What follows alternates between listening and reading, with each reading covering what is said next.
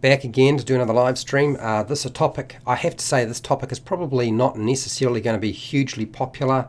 It is a topic that is really talked about with regard to Dungeons and Dragons, and this video is not necessarily the topic you were expecting for those of you who are thinking I'm going to be talking about a particular thing. But I will certainly make my my ideas known, and we'll see what you make of it. Okay, all right, so settle down, grab a drink, some food and so forth. Normally what I do with my live streams is I present everything first and then I open up for questions and answers. I will put the start time for this video down in the description. For those of you who are interested, you'll find the start time down in the description. The video does go unlisted. This live stream, all my live streams go unlisted, therefore you can only access them unless you're part of the live stream right now. You can only access them through your notifications if you have hit the subscribe button, and you have also gone through the process of making sure to hit the bell button. Now, like I said, if you haven't been part of my live streams, what I'm going to do is I'm going to present everything first, and then I'm going to open it up for questions and answers at the end, and then we'll go from there. Okay, all right, so settle down, get comfortable, and let's talk about a topic that you really see on YouTube, and that is ignoring the dice. Okay, get myself set up.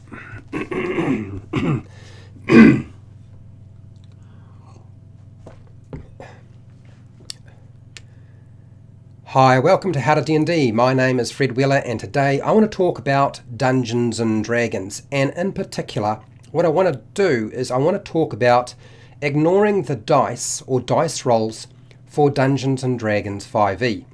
You can of course ignore dice rolls in past versions of Dungeons and Dragons, but for today let's talk specifically about Dungeons and Dragons 5e. Now, what is this? What am I talking about? Essentially, placing less importance and focus on dice rolls to determine success and failure. This is just one approach to playing Dungeons and Dragons.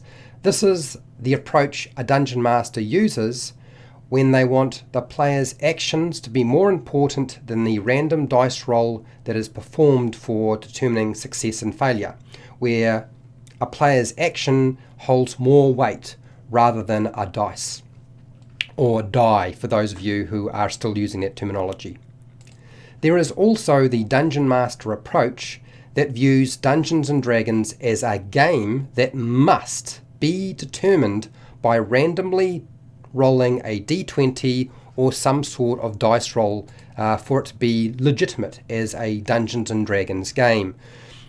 But here's the thing that I find very, very interesting when I was talking to people who play board games. Board game clubs generally do not play dice games. They view dice games as not a strategic game. They don't view them as true games, they determine them as gambling. And actually Dungeons and Dragons to a large extent is a form of gambling, although it is tied up like many gambling games as in the terminology of a game. So you can turn to page 236 of the Dungeon Master's Guide for some basic details, and it talks about ignoring the dice for Dungeons and Dragons and some of the pros and cons. There's not an awful lot there, it's actually quite a small amount. I want to make it clear though, for those people who have shown up for this video, I am not interested in arguing which approach is the right approach, or which approach is the correct approach, which approach is the wrong one that you should not be doing because it wouldn't be true Dungeons and Dragons or it's not a true game, because there are plenty of games out there that don't use dice. And so this is really where I'm coming from, and I want to sort of present you with a couple of different rationales that you can decide amongst yourselves whether you think sort of works for you or doesn't. So ignoring dice rolls has a rationale that most Dungeon Masters actually use, to some degree that they are comfortable with. It doesn't matter who you are, the chances are you are using some form of ignoring a dice roll to determine success and failure within your Dungeons and Dragons 5e game. The randomness of a D20 or a 20-sided dice roll or any kind of dice roll can very easily negate clever and reasonable actions a player's character might attempt. So a player might come up with a really good idea. It seems perfectly reasonable and rational that it should actually be successful, but when they roll the dice, they roll really low because that's the nature of dice. So, you have D20 goes from 1 to 20, so there's a huge variation, and therefore they fail, and something that should have really been successful or could have easily been successful, sometimes it just doesn't work. The idea behind players playing Dungeons and Dragons is often to try and reward their clever tactics and encourage the players to think outside of their character sheet, outside of the basic rules for Dungeons and Dragons, and try to bring in something new. We really want them to be creative in the solutions they come up with and the actions they take. This is sort of part and parcel of what makes Dungeons and Dragons so exciting. It's the unlimited possibilities, the chance that you can try pretty much anything, and there's a good chance it might actually work, and you're not playing a video game. So I know a lot of people view Dungeons and Dragons where they really want to reward clever ideas from players or actions they might take. The downside to all approaches, whether you view rolling the dice as incredibly important or you view dice rolling as less important, the downside to all approaches is that the Dungeon Master is not completely neutral. In any of their assessments, even at the best of times, their expectations of what will likely be a good time to roll a dice and a good time to not roll a dice is really completely biased. It is still based on the concept of Dungeons and Dragons 5e, because we've got some parameters for determining when dice rolls might be a good idea. But then again, you've got a Dungeon Master who's then got to determine when is a time when I don't actually need to worry about rolling a dice, where no dice roll should be used to determine that result. And when should I use a dice roll to determine a result, when honestly it makes more sense to use a dice roll based on the rules and there being a chance of failure or something happening. So all of those sorts of things, as I said, it is very much determined by the Dungeon Master and their assessment of the situation.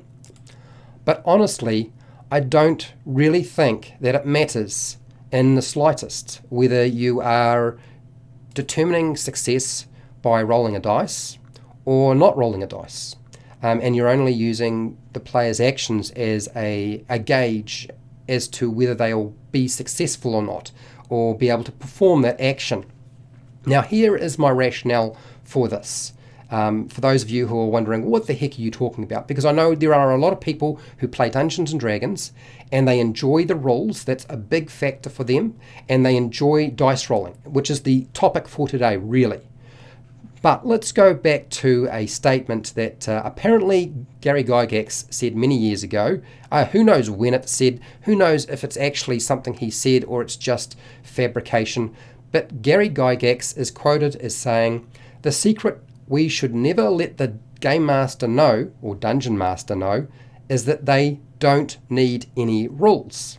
Now it follows that if you don't need any rules, why are we rolling dice? Because really, the dice are connected to the rules. So why are we doing that? So what that really essentially means, I think, is that playing Dungeons and Dragons and getting enjoyment from it is more than the rules and more than dice rolls, ultimately. So what ultimately makes Dungeons and Dragons fun, as I said, is not the rolling of the dice or the rules, but escaping the real world, the world that you are currently in. The day-to-day job, school, life experiences, family problems, bill issues, and so forth. All of that, we're trying to escape the real world for a short period of time and live in a fantasy world that we desire to be engaged with. This is what really drives us to play Dungeons and Dragons. And I think that's ultimately what a lot of people get really excited about, rather than, as I said, the dice rolls. Now, all Dungeon Masters ignore dice rolls to some degree, even if they don't realize it. Now, I know a lot of people will be saying, no, Fred, that's not the case. I do not ever ignore dice rolling. Ever, ever, ever in my game. It's never happened and it never will. But I'm going to give you a couple of examples of times when you're playing Dungeons and Dragons where you probably are, in fact, ignoring dice rolling. And we'll see what you make of that. So the first one is your passive checks or passive perception in Dungeons and Dragons is essentially a time where there is no dice roll. You're taking basically an average. That's really all it is. It's just taking an average to determine a number that will be compared with a DC or difficulty class. This is a time when the player does not make any dice roll whatsoever. And it is a mechanic that has been applied to the game only within Dungeons and Dragons 4E and 5E. It's a relatively new development, so it hasn't been in the game for a long time. But it is certainly, if you're using that mechanic, this is a time when you're not rolling dice to determine an outcome. You're still using numbers and the average that you might expect off the dice roll, but you're flattening out the maths and essentially giving it just the average. And I don't know that there's necessarily that many Dungeon Masters who ignore all passive checks or all passive perception, but I'm sure there are some. Okay, what about skill checks that have a very low DC or difficulty class, and they don't seem important enough to actually roll?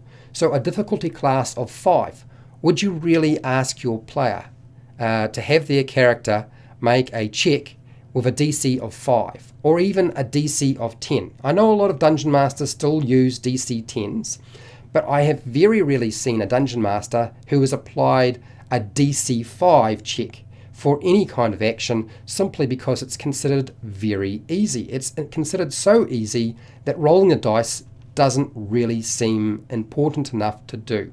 So this is a time when you may not, in fact, roll dice.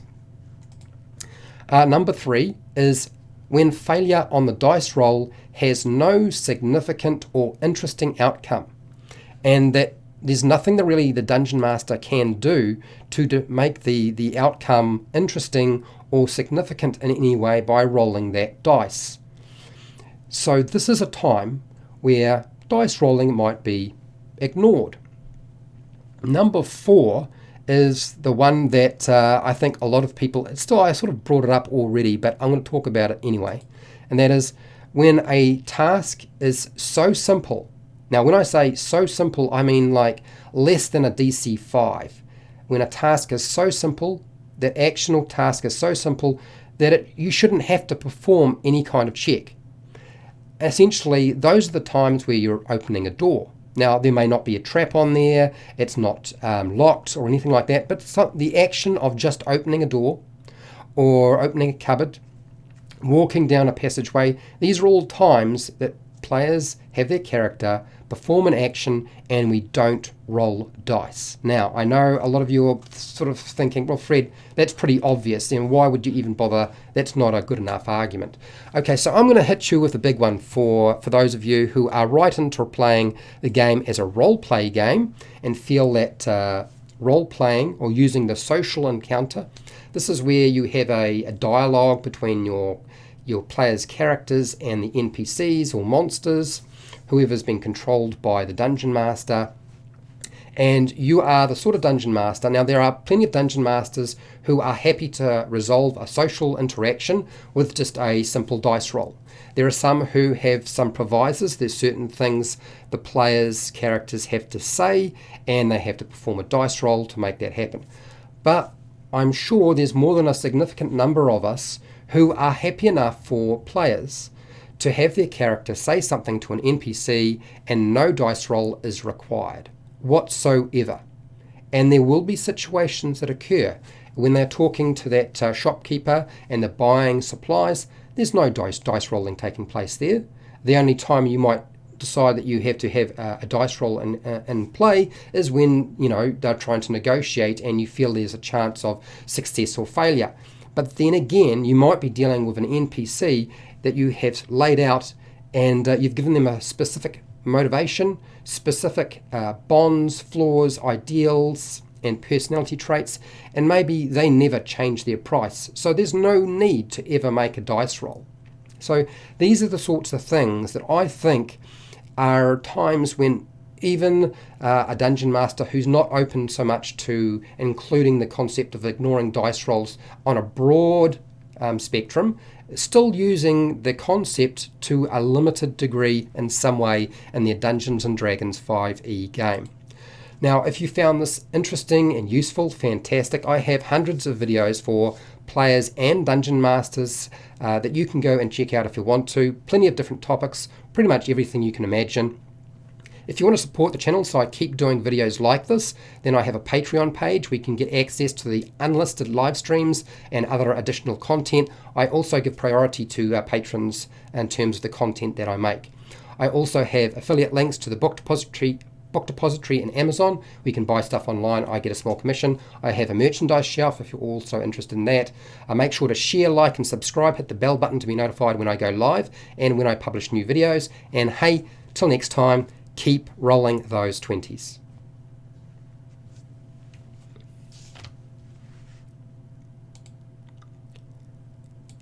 Okay, I'm not gone, but I do need my glasses.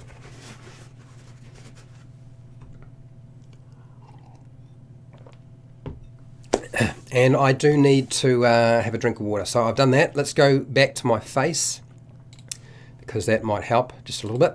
There we go. Let's have a discussion. So the chat is open. Let's have a discussion about ignoring dice and dice rolling. And look, I am not going to get into an argument with anybody about whether it's the right way to go or the wrong way to go.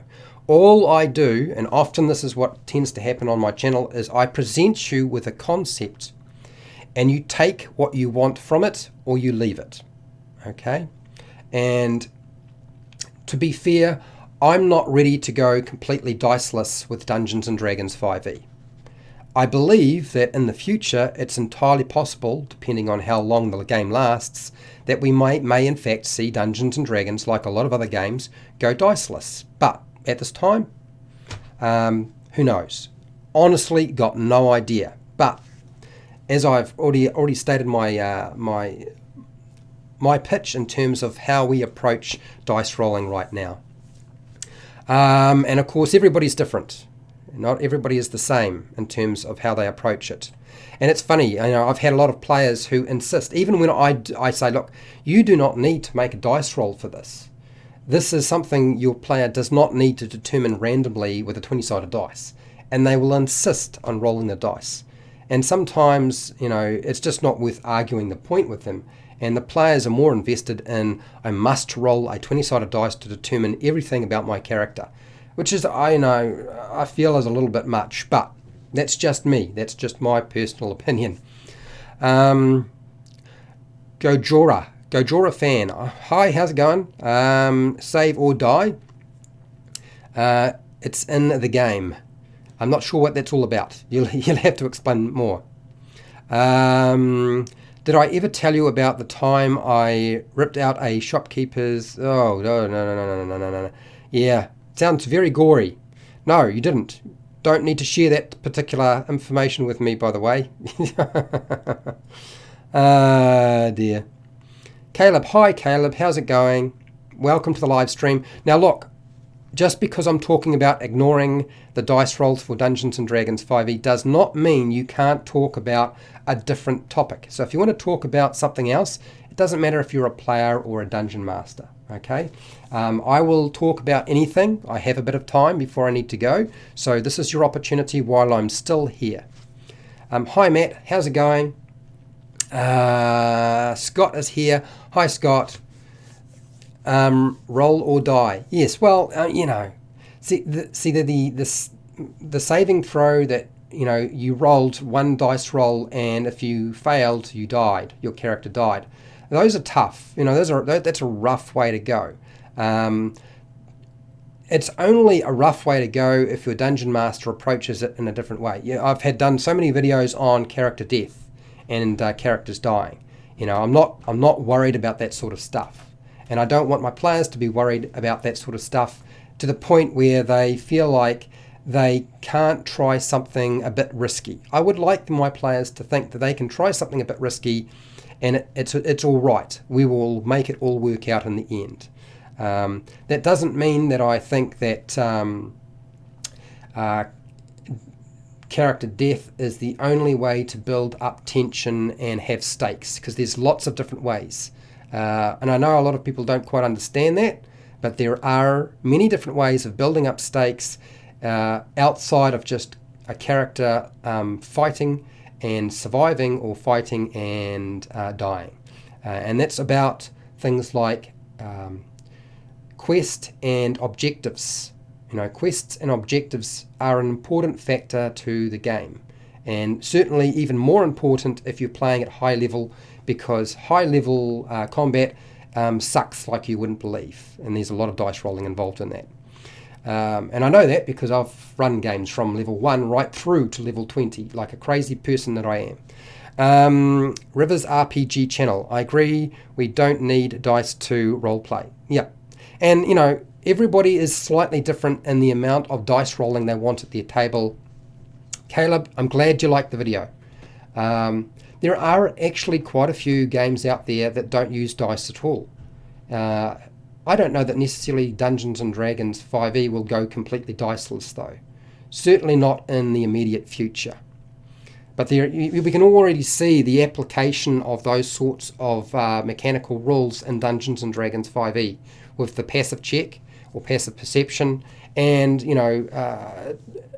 times when dice rolling would be sort of pointless, because it's really, you can be off topic, by the way, don't worry about it. It's all right, because it's such a simple task. Why would you even bother? Okay, so drink of water and answers for more questions. Caleb, okay, I'm interested in this. I ignore dice rolls pretty often if I feel my combat is unbalanced. I might have my NPCs miss more often. Okay, well, that's fine.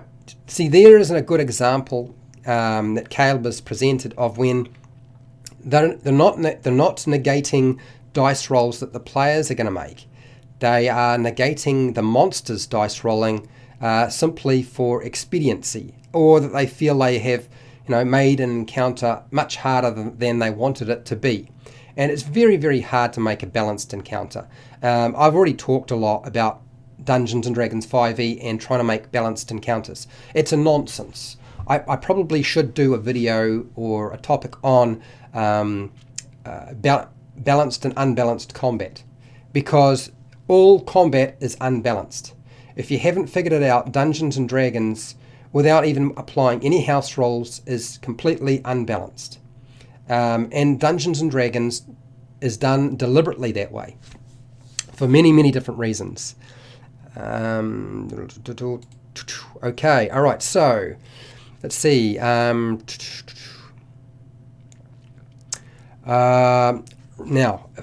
I'm going to try to pronounce this name correctly, but I do apologize if I butcher it in some horrible manner. Radagast. I think I've got Radagast as in the wizard from Lord of the Rings. No, it's not Lord of the Rings. It's The Hobbit, I believe. Radagast. Any tip on handling a big cast of NPCs as a DM? Any organizational advice, etc., would be appreciated. Okay. This is a topic I had decided I would do at some point, but I will talk about it now.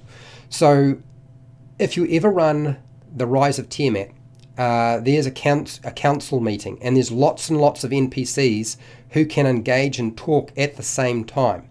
So handling a big cast of NPCs in the same scene, do not make the mistake that many dungeon masters do of engaging in a conversation with themselves, where they have their NPC talking to another NPC while the players look on bewildered and bored because they aren't actually part of the conversation anymore, because you are playing out a scene, essentially, what I would call a cutscene between some NPCs to show the dynamics between these NPCs. Just blanket, make a summary of what's going on and go from there. It is always ridiculous. I've seen dungeon masters do it, It always makes me laugh. I try not to do it openly, but I can't. It's hard not to smirk. This is a time when you definitely want to just summarize things. Don't get into a situation where you are talking to yourself. Okay, it's not good for your health. So that would be one thing I would suggest. In terms of organizational advice, what I used to do is I would just have like a face card, a small card, and I would put all of the notes for that NPC on a post-it note, a very small one, that I would stick onto the back of this card that had a picture of them, and I would then slip it together with into a clear envelope, or I would use a rubber band around it to keep them all sort of in the same place. And then I would just go through, and of course on the back of it I would have, on the sticky piece of paper, I would have their name and some of their basic details. Very, very brief, nothing too complicated. You know, people have used index cards. You can use index cards for NPCs, particularly if it's an NPC you feel it's going to keep cropping up. That's always a reasonable way to go about it. I tend to try not to use index cards myself. They're not something you can get in New Zealand as a cheap resource, and it's still an awful lot of writing. You know, whether you write it on a post-it note or an index card, who cares? There's lots of different ways of doing it. You've got to write it on something, right? But I like pictures because pictures give you a lot of information about that NPC, particularly if it's the right picture, which is why I tend to use a lot of the Pathfinder face cards. I find them very, very useful. Okay, Caleb. There are also a lot of times where I find my player describes, I'm going to try to stealth by extinguishing my torch and standing behind the tree. I don't have them roll for that stuff like that. Well, that seems reasonable. I'm not going to make an assessment of how you're doing it. Do you know what I mean? You know, if you feel it is unnecessary to roll the dice in that situation, then so be it. Really, the only time it would make sense is if the area is, you know, if you're dealing with a creature who is not hidden behind something and there's light being given off, or they're making a lot of noise, which of course your player's character is not going to be doing, they'll be standing still, then why would you bother, you know? Trying to hear somebody breathing, it sounds all good in the movies and seems all good in the movies, but it's a nonsense. It's very, very hard to hear somebody breathing. And you know, if somebody stands still long enough, you won't be able to tell that they're there. Walrus, how's it going, Walrus?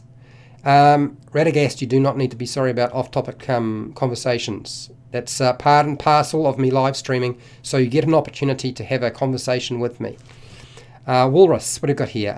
Using a DM screen can definitely allow for ignoring dice rolls. Yes, it certainly can.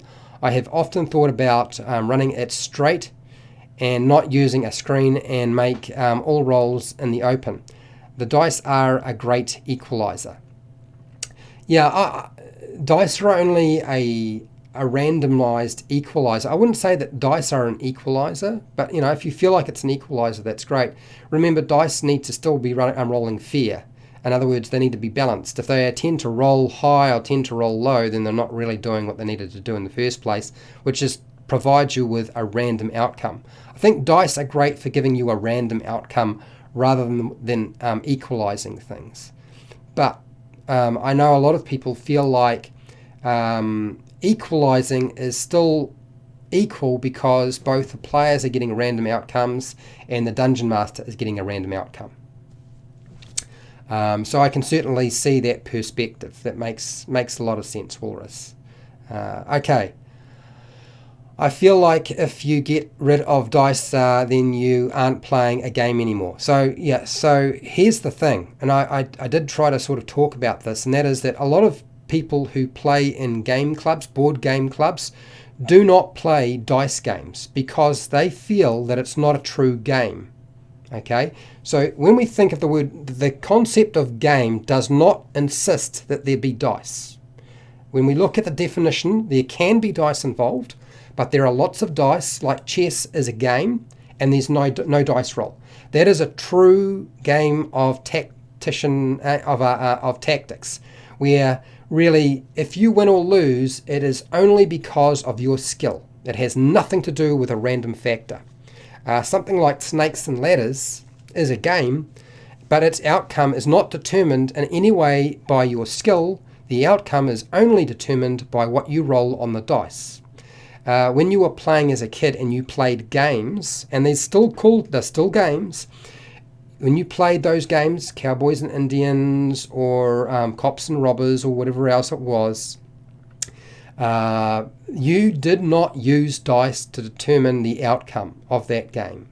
So when we talk about a game, we need to be careful about distinguishing the concept of a game from the use of dice. I know that still a lot of people feel like Dungeons and Dragons as a game can only be a game if there are dice rolling.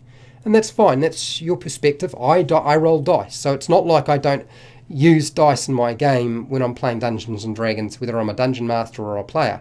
So it's not like I am talking about completely eliminating dice altogether. But there are certainly times when we ignore dice for Dungeons & Dragons 5e. Caleb.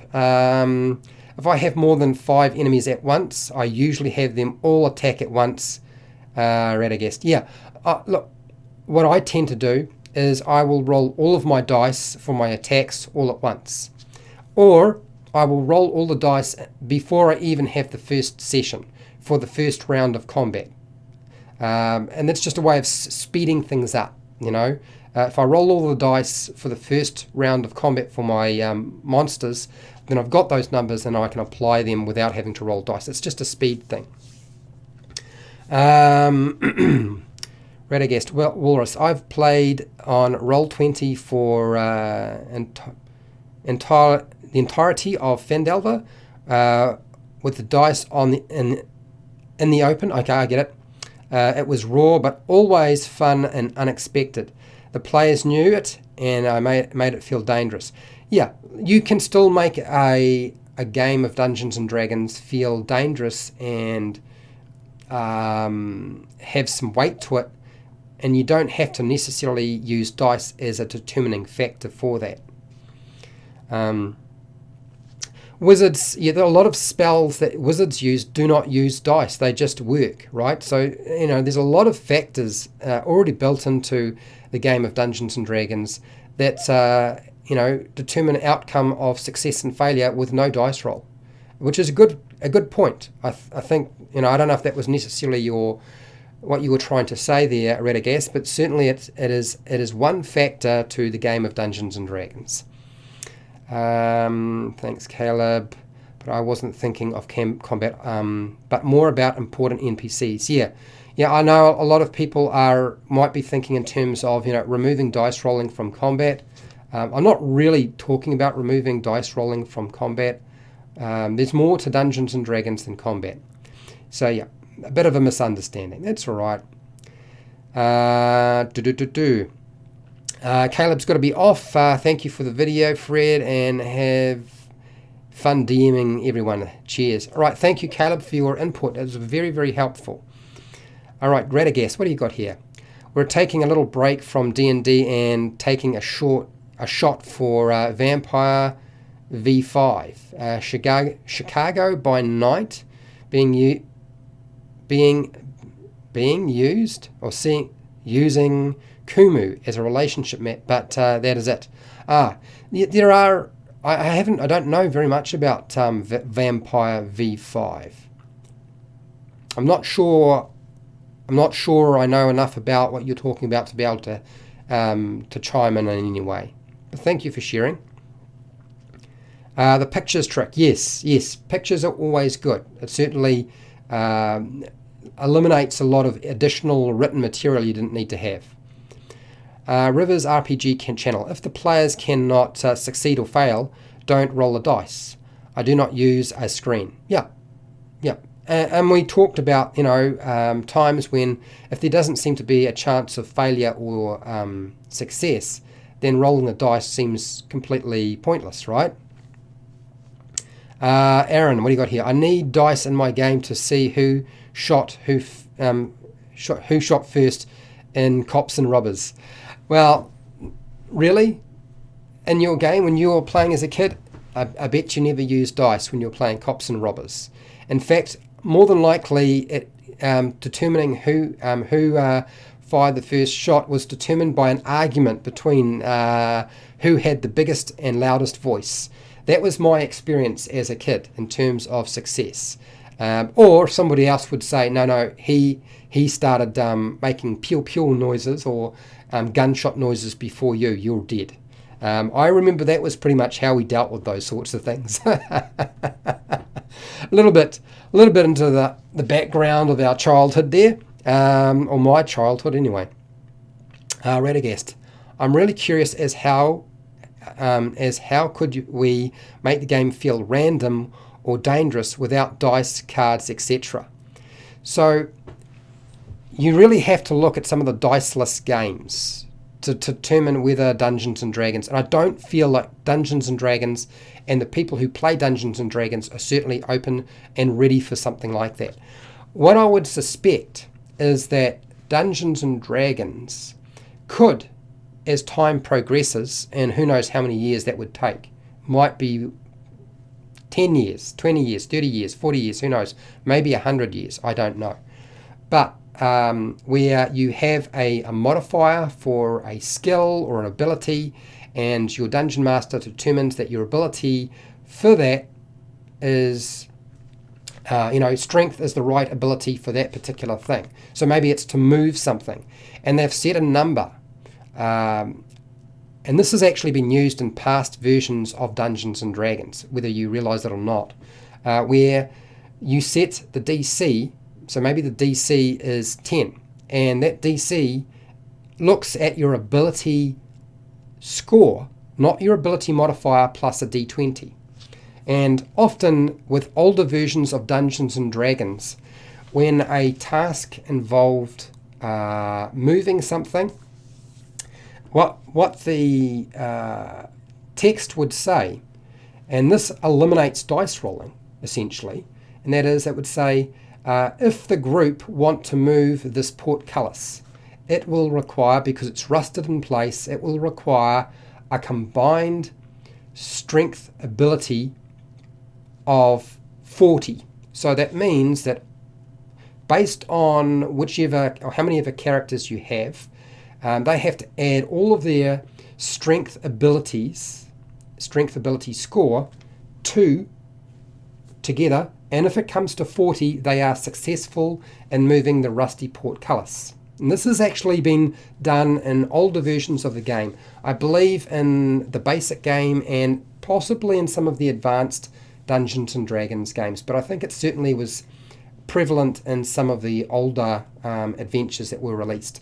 And that eliminated dice rolling. That simply meant that provided you had enough people at the table who were willing to engage in that task, the group were going to be successful.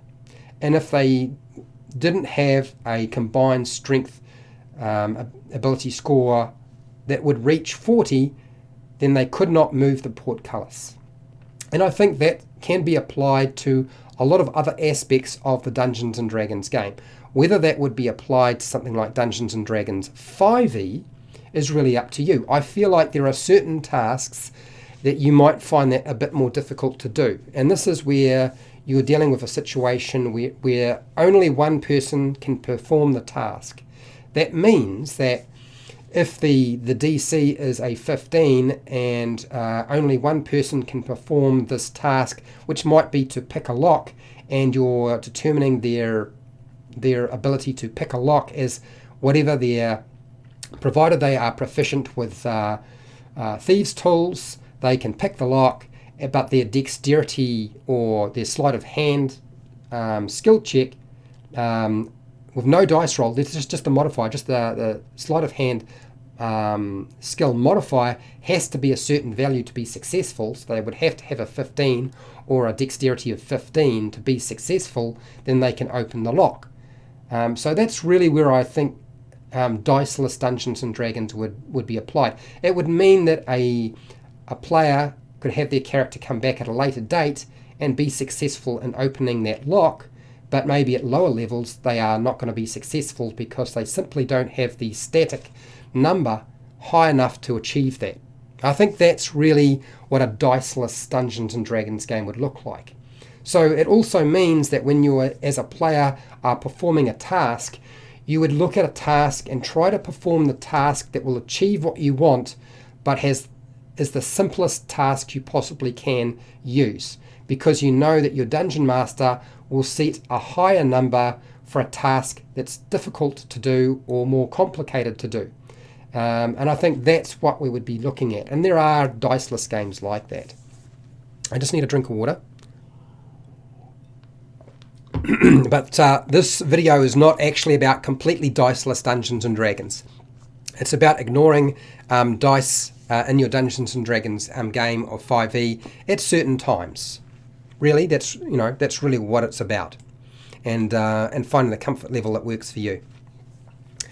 Okay, I'm just working my way through here.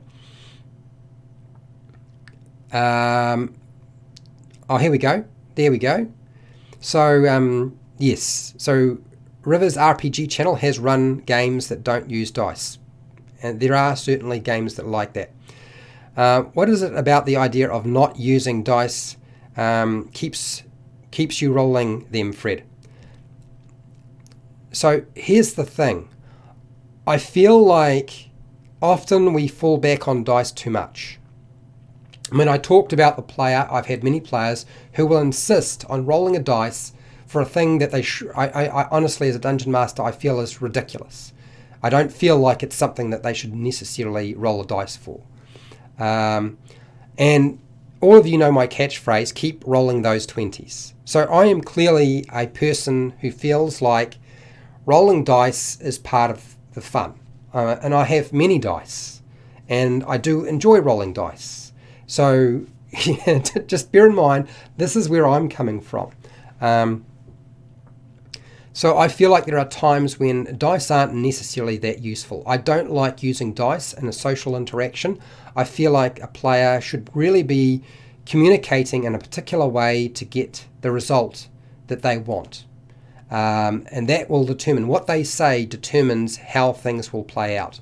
And I know a lot of people will say, yeah, but that sort of negates the use of having the charisma, ability and score and modifier and having a skill in something like deception or persuasion or intimidation. But it doesn't. I still use those numbers, but I usually use them with a very, very new player who is really uncomfortable about playing out the character and talking to me as the Dungeon Master or talking to an NPC because it's outside of their comfort zone and they just want to say, can I try to intimidate them so that they will run away? And these are times often when a dice roll makes a lot of sense because it's outside of their skill to be able to make that. It might not be outside of the skill for their character, but as a player, it's outside of their comfort zone, and so therefore, but I want to work them towards being able to do that without having to roll dice. Do you know what I mean? There has to be a time when your player's character's actions have more weight than just a simple dice roll. Otherwise, we would just determine everything by rolling a dice. And I'm not really interested in playing a completely random game where everything is determined by just rolling some dice. Okay, Aaron, what have we got here? I often skip the use of the dice if it makes narrative sense. Well, see, there again, Aaron, good point. If it makes narrative sense, or it's just way too cool not to have it succeed. The rule of cool. Yeah, absolutely. I have quite a few friends. No, not quite a few friends. I have one friend in particular who certainly believes in the rule of cool. His application of the rule of cool is probably a bit more extreme than my own. But also that's when he's a dungeon master. When he's a player, his view of the rule of cool is different again. And when he's running Dungeons and Dragons Adventurers League, his application of the rule of cool is different again. So narrative sense, yes, the rule of cool. There are just times when you just want the players to be successful rather than because it seemed like such a wonderful idea. So I like that approach. Okay, Rivers RPG channel, Aaron Thompson, yes. Yes, indeed. Yes, indeed. What I need to do is I need to do a video on the rule of cool, but I don't want to talk about the rule of cool as in when you should use the rule of cool, because, look, everybody's done a video on that. What I really think I should do is I should do a rule of cool video on some of the examples of when it would be really good to apply the rule of cool, something that the player's character has tried to do. I think that would be far more interesting. Hell's yeah. Fred live. That's right, Persham. I'm back. I am live. It happens. Got to run. Good stuff. Okay, thank you, Rivers RPG channel. I give a bonus or lower DC if they roll well. If they role play it well. Yeah, fair enough. So you're adjusting your DCs for rolling a dice so there's a better chance of success given what they have tried to do or say, correct? And that seems like a reasonable thing to do. But it does not eliminate that possibility that even with their modifier in place, that they might roll a 1. And if you add the 1 to whatever their ability modifier or their skill modifier is or their attack roll is, that they will still be unsuccessful. So there is a time to ignore the dice. Matt, great video idea, Fred. Rule of cool. Yeah, my biggest problem with that video is I started writing notes and for some reason I went blank. I wrote down, I think, one situation that I thought that I had actually done in my game. I try to bring everything back to what I have done or seen take place in a game, and I got stuck. So that video might be some way off. We'll see how long that takes. Walrus, thanks Fred, this was a great topic.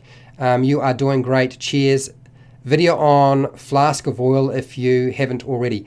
Okay, so Walrus, there is a video on the flask of oil. Already done it. It might look a little bit odd. It has like a sumo wrestler on it with a little flask, but it does talk about what you can do with a flask of oil. So yes, that adventuring gear has been covered, and I covered that in quite a lot of detail. Okay, I think we've pretty much come to the end of it. Now I want to talk about what's likely to happen tomorrow. And here's the thing about normally I've wanted to leave alone the oily sumo. That's right. What I wanted to do is I wanted to talk about a variant rule for the Beastmaster Ranger. That's right. I want to do a topic on the Beastmaster Ranger, and I have stayed away from actually doing that video because I haven't tried or tested that variant rule. Okay, but it is one part of Dungeons and Dragons 5e and the classes that has upset me so much, and I've seen so many people at my table who've started off playing a Beastmaster and then just got frustrated with the whole process. And last night it finally came to me. I'd been working through it and thinking about it and trying to make it work, and I came up with a variant rule. But I don't know if I should do the video because I haven't tested it. So here's the thing. If you are here in the chat and you think I should just present the variant rule and let you guys test it and see what you think, you let me know right now. And if you like the idea, then it'll happen, and that'll be the topic for tomorrow. Otherwise, it won't be the topic for tomorrow, and I will do something else. I've been sitting down and writing a lot of stuff. But I certainly feel like, yeah, Persham, the Beastmaster Ranger is a lame class, but a good idea. Do it, Fred. Well, that's 1 vote, 2 votes, 1 more vote, and we get a Beastmaster. Sean, Cavendur, do that video, Fred. I'm sorry about your surname. If I've got your surname wrong, I'm losing my voice. So tomorrow, I'm gonna talk about the variant rule I have for the Beastmaster Ranger, that I felt like finally dealt with the problems that existed. And the great thing about this is it doesn't change any of the existing rules for the Beastmaster. And I know you're thinking that's very strange, Fred, but there is one thing that annoys me, is I just wanted something I could bolt on to the existing rules, and I figured out how to do it. Ranger Anchor, Walrus, yes, grrr, I feel your player's pain. Do the rule. We will test it. Excellent. Good. I'm close. I'm so glad to hear that because I really wanted to cover it. Okay. All right. So let's let's work our way through, and there we go. And let's do my sign out for today. So thank you for all my patrons. Thank you for everybody who showed up. It's been a really good turnout today. Thank you very much. I do appreciate your feedback.